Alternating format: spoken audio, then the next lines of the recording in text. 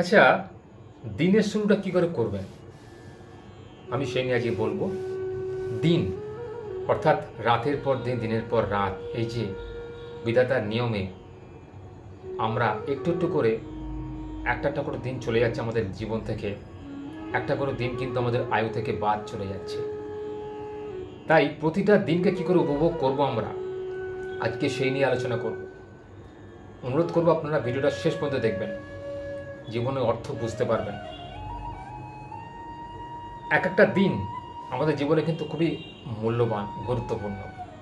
আমরা যে ঘরে জন্মগ্রহণ করি না কেন, সে বড়লোক বা গরিব লোক হই, আমাদের উচিত প্রতিটা মুহূর্ত, প্রতিটা দিনকে এমনভাবে উপভোগ করা যাতে আমাদের এই দিনটা সফল হয়। কীভাবে করবেন বলে দিচ্ছি। প্রথমেই আপনার উচিত সকালে উঠেই বিছনা ছাড়ার আগে ভগবানকে ডাকা, প্রণাম করে বলা, আপনার ইষ্টদেবতা যেই হোক, লক্ষ্মী, সরস্বতী, গণেশ, স্বয়ং নারায়ণ, মহাদেব, যেই হোক না কেন, তাকে স্মরণ করে, আপনার ইষ্টদেবতাকে স্মরণ করে এটা বলা। সে আমরা ছোটোবেলায় যেটা বলেছি না, সকালে উঠে আমি মনে মনে বলি সারাদিন আমি যেন ভালো হয়ে চলি। ভগবানকে এইটা বলা, ভগবান আর একটা নতুন দিন আমার জীবনে এলো, আমি যেন আজকের দিনে ভালো থাকি, যেন কারোর ক্ষতি না করি, যেন আমার ভালো হয়, আমার সমস্ত কাজ যেন নির্বিঘ্নে কেটে যায়, আমি যেন আমার প্রতিটা কাজকে সফল করতে পারি। তুমি আমাকে মনঃসংযোগ করাও, আমার কাজের প্রতি মন দাও, আমার বুদ্ধি দাও, আমি যেন লোকের উপকার করতে পারি, আমি যেন কাজটা মন দিয়ে করতে পারি, যে কাজই আমাকে দেখবে, আমার কাজের মধ্যে যেন কোনো গাফিলতি না আসে, আমি যেন এক মুহূর্তের জন্য আমার কর্ম থেকে বিচ্যুত না হই। এই বলে বিছানা থেকে নেমে আপনার সারাদিনের কাজকর্ম শুরু করে দিন।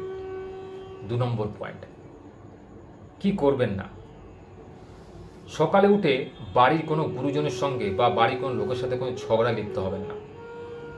এতে কি হয়, মা লক্ষ্মী বাড়ি ছেড়ে চলে যায়, আর মা লক্ষ্মী একবার ছেড়ে চলে গেলে কিন্তু দ্বিতীয়বার আসে না, এটা জেনে রাখবেন। ভোরবেলা অর্থাৎ যখন সূর্য ওঠেনি, এইরকম সময় উঠে যদি স্নান করতে পারেন আরও ভালো। উঠে ভগবানের যদি আরাধনা করেন, সে আরাধনা সফল হয়। মন দিয়ে ভগবানকে ডাকবেন, দেখবেন আপনার অবস্থা যতই খারাপ হোক না কেন, আপনি কিন্তু না খেয়ে মরবেন না, ভগবান আপনার ডাকেতে ঠিক সাড়া দেবে। মন্দিরে মসজিদে গিয়ে মানুষ কিন্তু ভগবানকে খোঁজে, কিন্তু ভগবান যে আমাদের প্রত্যেকের বাড়িতে আছে, অন্তরে আছে, সেটা কিন্তু জানে না। বাড়ি ভগবানকে যদি মন দিয়ে ডাকা যায় না, তাহলেও কিন্তু অনেক কাজ হয়। সেই নিষ্ঠা ভরে মন দিয়ে ভগবানকে ডাকতে হয়, তবে কিন্তু ভগবান সাড়া দেয়। ভগবানকে ডাকার সময় কিন্তু কোনো কিছু চাহিদা রাখলে হবে না, মনের মধ্যে নিঃস্বার্থ হয় ভগবানকে ডাকতে হবে। ভগবান তুমি আমাকে আর যাই যাও না কেন, আমার শরীরটাকে সুস্থ রেখো, আমার কর্মে যেন কোনোদিন একটা চুলও যেন কোনোদিন গাফিলতি না ঘটে, আমি যেন কুড়ে হয়ে না যাই, আমি যেন কর্ম থেকে বিচ্যুত না হই। যে কাজই আসুক আমি যেন সেই কাজ সম্পন্ন করতে পারি, যত কঠিন কাজই হোক আমি যেন সেই কাজটাকে আমি শেষ করতে পারি সফলভাবে। এইটা প্রার্থনা করুন ভগবানকে। কাজ করলে তবে কিন্তু ফল পাবেন, বিনা কাজ করে ফল চাইতে যাবেন না, সে ফল কিন্তু আপনি পাবেন না, ভগবান আপনাকে দেবে না। সে যখন বুঝবে ভগবান যে আপনি বিনা পরিশ্রম করে বিনা আয়াসে কোনো ফল পেতে চাইছেন, তিনি আপনাকে ফল দেবেন না, আরও কষ্ট দেবেন। তাই ভগবানের কাছ থেকে চাওয়ার আগে একটু চিন্তা ভাবনা করে চাইবেন। অযথা ভগবানকে ফল চাও, ফল দাও বলে চেঁচালে কিন্তু ফল পাওয়া যায় না, ফল পাওয়ার যোগ্য হতে হয়। কর্তব্য পথ থেকে বিচ্যুত হলে চলবে না। অনেক বাধা জীবনে আসবে, বাধার জন্যই পৃথিবীতে আমরা জন্মগ্রহণ করেছি, বাধার মুখোমুখি হব বলেই। সোনাকে জানেন তো পিটিয়ে পিটিয়ে কেন খাঁটি সোনা পরিণত করা হয়? আগুনে পুড়িয়ে। যত আগুনে পোড়াবে সোনা, তত কিন্তু সোনা খাঁটি হয়। মানুষের জীবনটাও এরকম। যে নারী বা পুরুষ জীবনে প্রচুর পরিশ্রম করে বুদ্ধি দিয়ে, শ্রম দিয়ে, তার শ্রম কোনোদিন বিফল যায় না। ভগবান তার দিকে ঠিক মুখ তুলে তাকাবে একদিন না একদিন। কিন্তু হ্যাঁ, তার মধ্যে কিন্তু নিষ্ঠা থাকতে হবে তার কাজের প্রতি, তার লক্ষ্যের প্রতি তাকে অটল দৃষ্টি থাকতে হবে। লক্ষ্য থেকে কিন্তু বিচ্যুত হলে চলবে না। লক্ষ্য থেকে ভ্রষ্ট হওয়া মানে জীবনের মূল মন্ত্র থেকে সরে যাওয়া। তাই জীবনে বাঁচতে গেলে এই জিনিসগুলো ঠিকঠাক করে পালন করুন, দেখবেন আপনার দিন ঠিক ভালো যাবে। আর কি করবেন, সকালে উঠে যারা পুজো করেন নিজে ফুল তুলুন। যদি বাড়িতে গাছ থাকে, টগর গাছ, গন্ধরাজ গাছ বা গাঁদা ফুলের চারা যদি থাকে গাছ, নিজে ফুল তোলার অভ্যেস করুন। এতে গাছের সঙ্গে আপনার একটা সম্পর্ক তৈরি হবে, মধুর সম্পর্ক, দেখবেন আপনার ভালো লাগবে।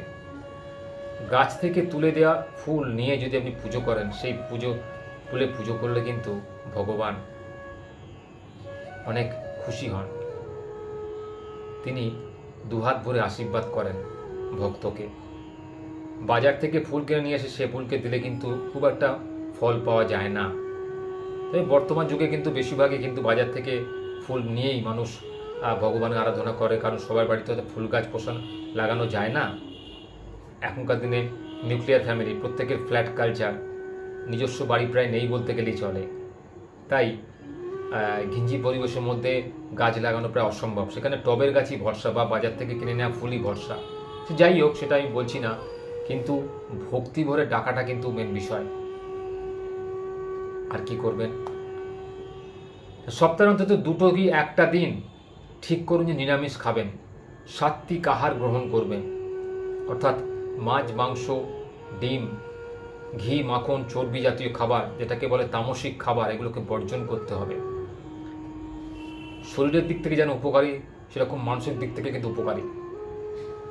ভগবানের আরাধনা করতে গেলে আপনাকে সপ্তাহে অন্তত একটা দিন, যে কোনো একটি বার, হয় বৃহস্পতিবার, নয় শুক্রবার, নয় শনিবার, আপনার যেটা ভালো লাগে, উপবাস রাখুন এবং ভগবানকে মন দিয়ে ডাকুন। দেখবেন আপনার প্রতিটা পদক্ষেপ সফল হবেই। আপনি জীবন উন্নতি করবেনই। যে ভগবানকে ডাকে, ভগবানের সঙ্গে নিজেকে বন্ডিং করতে পারে, আত্মার সম্পর্ক স্থাপন করতে পারে, তার জীবনে সফলতা আসবেই। কষ্ট তার হবে, ভগবান তাকে বিভিন্নভাবে পরীক্ষা নেবে, কিন্তু সে যদি প্রকৃত মানুষ হয়, ধৈর্যশীল ব্যক্তি হয়, বুদ্ধিমান মানুষ হয়, সে কিন্তু প্রতিটা বাধাকে অতিক্রম করে সামনে এগিয়ে যাবে। তাই জীবনে চলতে গেলে, জীবনের প্রতিটা দিনকে সফল করতে গেলে, কাজের মাধ্যমে, চিন্তাভাবনার মাধ্যমে, সৎ চিন্তাভাবনার মাধ্যমে সফল করতে গেলে আপনাকে পরিশ্রম করতে হবে, সৎ চিন্তা রাখতে হবে, কারো অনিষ্ট চিন্তা করলে চলবে না। দেখবেন আপনার দিনটা কিন্তু সুখের হবে। আসি এবারে, আবার আসবো অন্য কোনো বিষয় নিয়ে। ততক্ষণের জন্য সবাই ভালো থাকবেন, সুস্থ থাকবেন। আর অবশ্যই আপনার কমেন্ট বক্সে কমেন্ট জানাতে ভুলবেন না যে আপনি সকালে উঠে কী করেন, কী করে আপনার দিন শুরু করেন।